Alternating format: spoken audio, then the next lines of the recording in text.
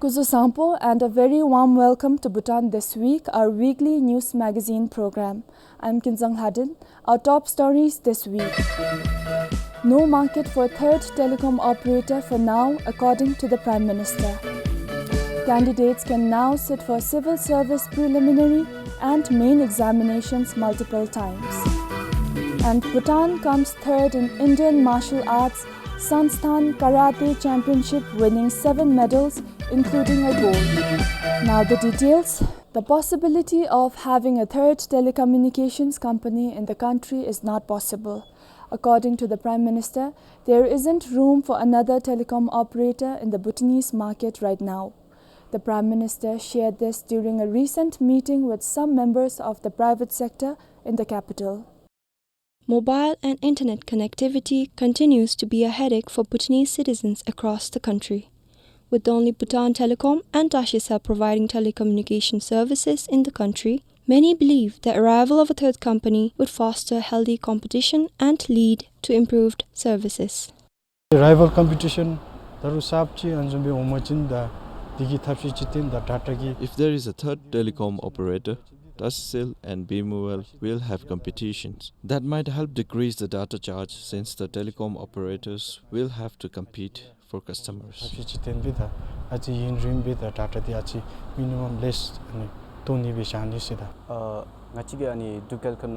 Being a student, I need data for online classes and assignments. The 99 data isn't sufficient for me at all. I think the government should do something about it. I don't know why the data charges are so high. Right now my child is not even in school and still my expenses on mobile data is high. I can't imagine the data expenses when my child starts going to school. But the wait for the arrival of a new telecom operator looks likely to continue for now. Prime Minister Dr. Lotitsring says accommodating another telecom company would require additional infrastructure while straining the existing ones and disrupt the current balance achieved by the existing operators. When we discussed about whether we should entertain a third telecom operator, everyone, experts, bureaucrats and the cabinet agreed that opening up a third telecom operator could be disruptive. We discussed that if one of the existing operator does not get the license and a new operator does, the costs would go up. Everyone raised concerns about what would happen to the existing infrastructures. Addressing queries, the Prime Minister said adding another telco would not have much benefit to the public. There is no room for a third telecom operator for 681,000 Bhutanese. To divide the profit margin of the current market among 3 operators would not benefit the public much. As of December of 2021, there were more than 750,000 internet users and almost 780,000 mobile users in the country. Fukama Samtanwanda, Sringdiki for BBS News. Since the mid of last year, tens of thousands of Bhutanese have migrated to Australia on student visas. Unofficial counts place the estimate at over 30,000. Despite the rise in immigration figures from the Royal Monetary Authority show remittances from Australia have been trending downward for the past 3 years. The Asian Development Bank, ADB's Vice President of Operations, says the country needs to devise comprehensive short, medium and long-term strategies to retain people in the country. According to the ADB, the loss of human capital is significant for the country as many migrate with plans to settle in Australia for work. The ADB added that the departure of thousands of people in the prime working age group further limits the country's already limited scope to reduce cost by increasing production. Talking with the members of the media, the ADB's Vice President of Operations said experienced civil servants leaving in mass leaves a huge human resource gap which will be difficult to fill in the short term. Plan opportunities for private sector investment, for the skill training, and also for the longer term career paths. So then there will be significantly increase the attractiveness of how people they would like to seek the opportunities in their home country, and make the contribution as well. So this is something I think it's not only the short-term thing.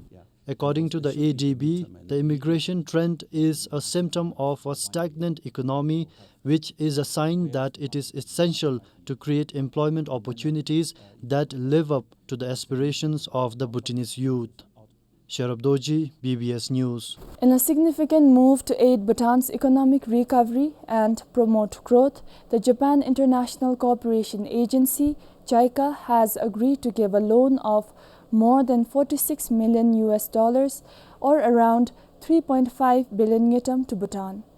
The loan agreement was formally signed recently between Finance Minister Namgit Tsering and JICA Chief Representative Tomoyuki Yamada. The Official Development Assistance, or ODA loan, is expected to help strengthen the country's fiscal policy, promote green growth with a focus on renewable natural resources, enhance self-reliance, and stabilize the economic situation. We have been discussed with RGOB about the prior actions to be taken as in a policy actions in order to build country more sustainable manner, and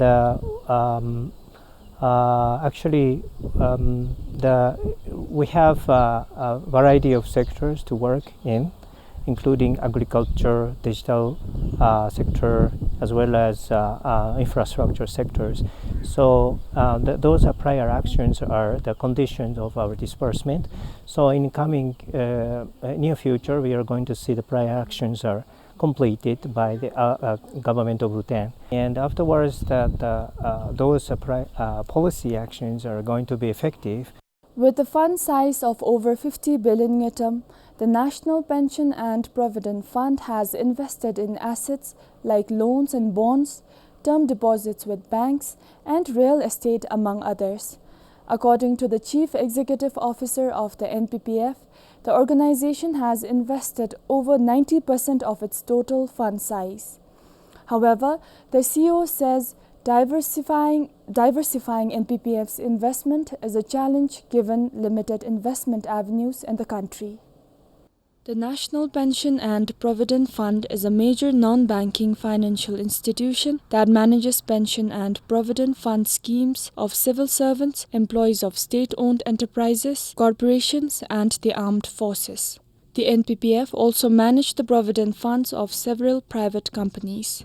The accumulated funds are invested in various assets to increase revenue and ensure the sustainability of the fund. As of June 2022, the NPPF has invested over 20 billion yutam in term deposits with banks. A further 18 billion yutam is invested in corporate and member loans. The NPPF has also bought over 2 billion yutams worth of bonds and has invested almost 2.5 billion yutam as equities in 15 companies listed on the Bhutan Stock Index. The NPPF CEO is hopeful that investment avenues in the country will broaden. Whatever fund in the form of contribution we add, the investment ratio vis-a-vis fund margin, not less than 90%. We are fully utilizing whatever we get. We keep a very minimum to for the day-to-day transaction. So otherwise, if we keep it idle, limited investment areas idle, then it will affect the return. So that's where the funding deficit is low. The NPPF's income for the 2021 to 2022 financial year dropped by over 650 million yutam compared to the previous year. According to the NPPF, the decrease was due to poor economic performance owing to the COVID-19 pandemic and non-declaration of dividends by companies. The NPPF has invested in equities. The NPPF received more than 900 million yutam in Provident Fund contributions from its members between July and December of last year. Kinzang Hadin, PBS News. Despite the erstwhile Labour Ministry making it mandatory for all private companies to join the Provident Fund or PF scheme with an authorized financial institution last year, some private employees allege their employers of not having joined the scheme. This is in spite of their companies deducting 5% of their salary for supposed contributions to the scheme. In the last 5 years, authorities registered 110 cases related to non-payment of post-retirement benefits, from which 39 had to be forwarded to the court. Chapter 11 of the Regulation on Working Conditions 2022 states that both the employer and employee should mandatorily participate in a provident fund scheme on completion of the probation period. It also states that the employer and the employee both shall contribute a minimum of 5% of an employee's monthly salary to the staff's PF account. It is a way to retain employees while they earn benefits upon retirement. The Bhutan Insurance Limited (BIL) and the Royal Insurance Corporation of Bhutan (RICB) started the Provident Fund scheme for the private sector in 2010. Later, in 2021, the National Pension and Provident Fund (NPPF) also started the scheme for the private sector. With the introduction of the Private Provident Fund, the employers and the employees were generally benefited. However, some employees were not given the Provident Fund benefits when they left their jobs. Well, it is good that they contributed the deduction to the Provident Fund. The manager deducts it from the salary, but there is no transparency. I heard the PF contribution is deducted from our salary, but when one of my friends left the job and asked for her PF benefit, the manager said he didn't deposit the amount. However, the manager would keep telling us that he's deducting the amount and depositing it to our PF account. The meager amount we get as salary is also lost without any tangible benefit. The RICB and BIL have received several complaints regarding the issue from several private employees. According to a manager with the BIL, once they give the PF benefits to the employers, it is out of their jurisdiction to ask the companies if the amount is handed over to the employee concerned. From our side, we don't delay when releasing the PF benefits. As long as the required documents are complete, we give it to them at the earliest. When we give the refund to the employers, we do not know if they give it to the employees or not. If the employees do not get the refund, it could be because they took an advance or there are some bills to be settled with the company. However, the Labour Protection Division under the Ministry of Industry, Commerce and Employment said that they inspect when employers and employees fail to deposit the monthly PF contributions. After the inspection, the division provides improvement notices to employers if they are found not depositing the monthly contribution. Non-deposit of the Provident Fund contributions by the employees is also liable for penalty. However, employees can complain to the division if their employers do not deposit the contribution. On the other hand, private companies say that when their staff abscond their jobs before their contracts end, it becomes difficult for them to claim the staff's provident fund without their consent. They say the regulation on working conditions mostly favors the employees and there are no provisions where the employer can claim the amount deposited when a staff absconds. Currently, there are around 1,300 active Provident Fund members from the private sector with the NPPF and around 460 with the Bhutan Insurance Limited. Sonamudan, BBS News. The Royal Civil Service Commission has announced that candidates can now sit for the civil service preliminary and main examinations multiple times. This is according to a notification the Commission issued on Wednesday.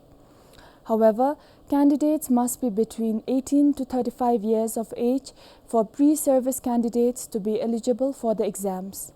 Similarly, in-service candidates should not be older than 45 years. For in-service regular candidates, their position level and seniority will be safeguarded.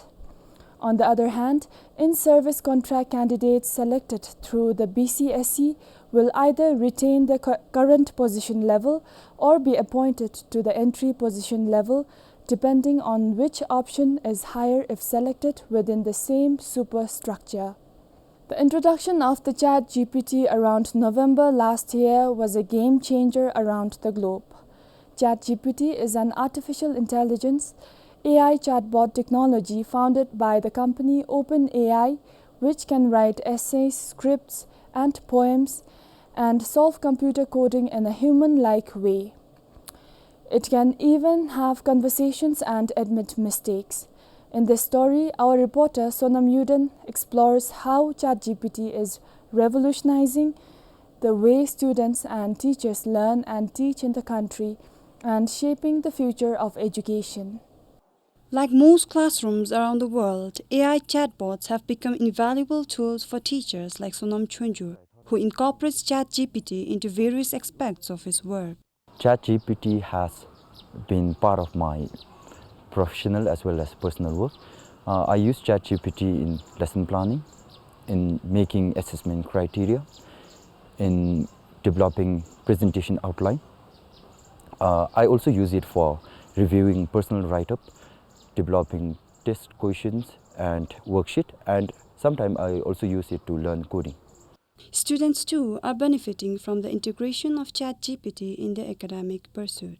When it first came out, it actually amazed me. So when I decided to try it, I was actually flabbergasted by all its properties and advantages. It could answer any question that we wanted, and it could also translate English to Dzongkha, which was the biggest shock to me. I mainly use ChatGPT for academic purposes whenever I'm doing research or project works and answering questions such as CBQ, and even when I'm learning programming and working on other co-curricular projects and activities, I use ChatGPT for such purposes.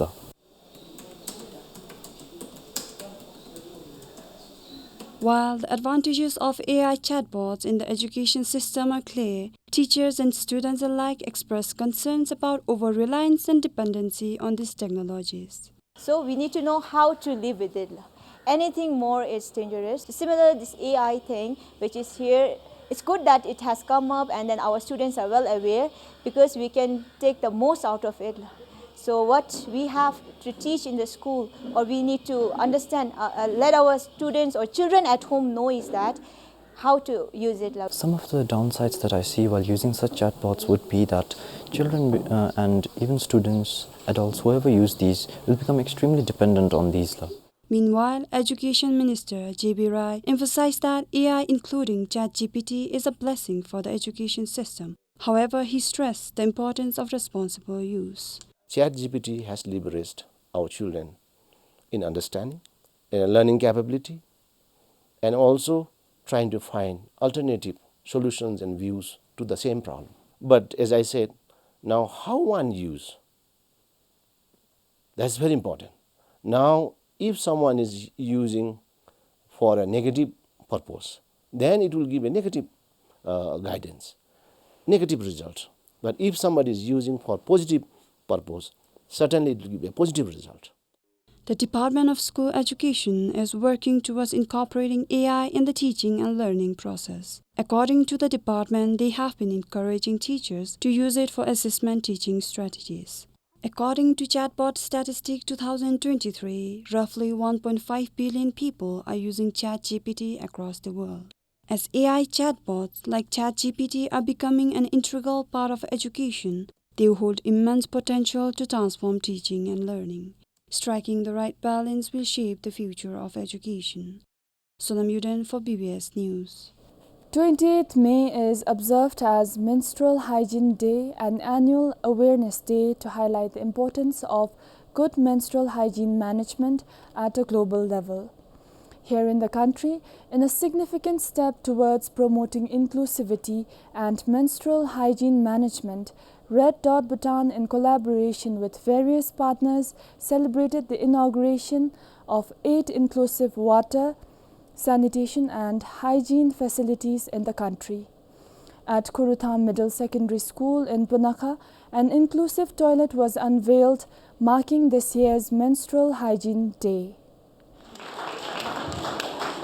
Kuruthang Middle Secondary School is among the 8 special education needs ASEAN schools across the country that has constructed toilets designed to cater to the specific needs of students with disabilities. The inclusive toilet has 2 separate washrooms for both boys and girls, equipped with essential amenities such as pad disposal bins, soap, sanitary pad boxes, and a user-friendly footpath. Out of 37 SEN schools in the country, 7 SEN schools have been facilitated with inclusive toilets with funding from UNICEF. Each inclusive toilet costs around 2.5 million Newton. During the event, Red Dot Bhutan also distributed menstrual hygiene kits to students with disabilities and labeled Kuruthang Middle Secondary School's inclusive toilet as the first menstrual hygiene-friendly toilet in the country.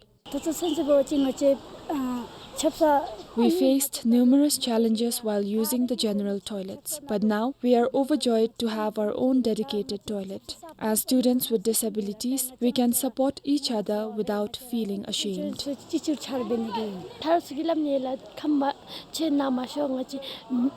Some students ask us to stay away from them, complaining about unpleasant smells during menstruation. They say we smell bad and avoid coming near us.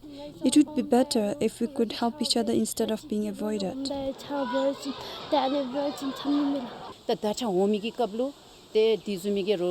Instead of discriminating against students with disabilities, especially during menstruation when they are already facing challenges, it is crucial for everyone to provide help and support. Among the attendees was Sonam Zangmo, a caregiver to her younger sister with disabilities. She emphasized the importance of breaking the barriers and normalizing menstruation as a part of everyday life. When menstruation happens unexpectedly, people discriminate and make fun of girls with disabilities for bloodstains on their clothes. Instead of helping, they criticize them. This leads girls with disabilities to avoid going to school during their periods.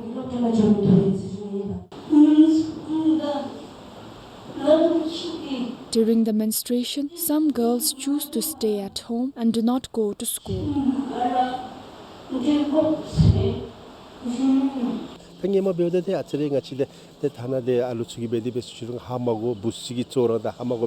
While there might have been some issues in the past regarding the discrimination of girls with disabilities during menstruation due to lack of awareness, we have not received any recent complaints. Thanks to advocacy programs, through various media platforms, people are now more informed and understanding. According to the Health Ministry, access to water and toilet, including sanitary products, is a major concern for rural women and girls with disabilities. Meanwhile, in a statement released to mark the day, the patron of Red Dot Bhutan, Her Royal Highness Princess Yuphelma Chodon Wangchuk said, while Bhutan has made commendable progress in enhancing sanitation in schools and monastic institutions, it is important to push further and make these facilities accessible to girls and women living with disabilities. The Red Dot Bhutan campaign was initiated in 2014 to raise awareness of issues relating to menstrual hygiene and address challenges related to menstruation faced by girls and women in the country. For Changa Doji in Punakha, Sunampem for BBS News. The country is facing an acute shortage of psychiatrists. Today, there are only 3 psychiatrists and all of them are stationed at the National Referral Hospital in Thimphu. As a result, patients from other districts are experiencing difficulties in accessing mental health services as they have to travel all the way to Thimphu. The National Referral Hospital witnessed over 3,000 cases of mental health issues last year alone, ranging from mental and behavioral disorders caused by alcohol to depression and anxiety.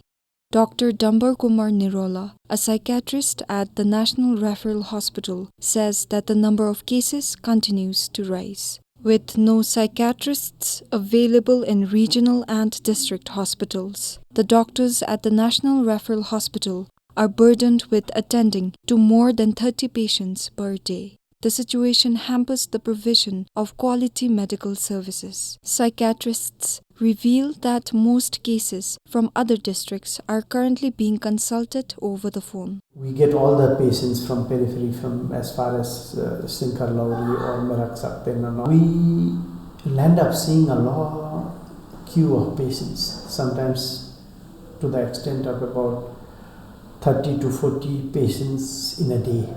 Now, ideally, a psychiatrist should be able to see only about maximum 10 patients. from the projection that we made a few years ago, we still need about 5 to maybe 7 psychiatrists in JD alone. And then every regional referral hospital should have minimum of 3 psychiatrists. When patients and attendants from the districts have to visit the National Referral Hospital, it comes at a huge cost. My child has been sick for 3 years. I took her to Galifu Hospital, but there was no psychiatrist available. The health staff advised me to go to Thimphu, but financial constraints prevented me from bringing her here. To cover the treatment expenses, I had to sell my cattle. If there was a psychiatrist in Galifu, it would have reduced our financial burden.